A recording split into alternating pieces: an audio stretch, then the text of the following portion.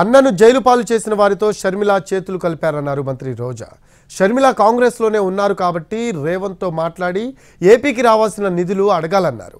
ఉమ్మడి ఆంధ్ర హయాంలో ఏపీకి రావాల్సిన 180 కోట్లు అడగాలన్నారు.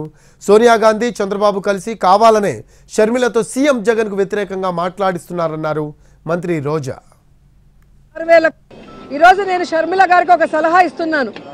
అమ్మ షర్మిల గారు, రేవంత్ గారు కాంగ్రెస్లోనే ఉన్నారు కదా, మనకి రావాల్సిన 6,000 కోట్ల రూపాయలని 6,000 కోట్ల రావాల్సిన వాటిని తీసుకురండి రేవంత్తో మాట్లాడి.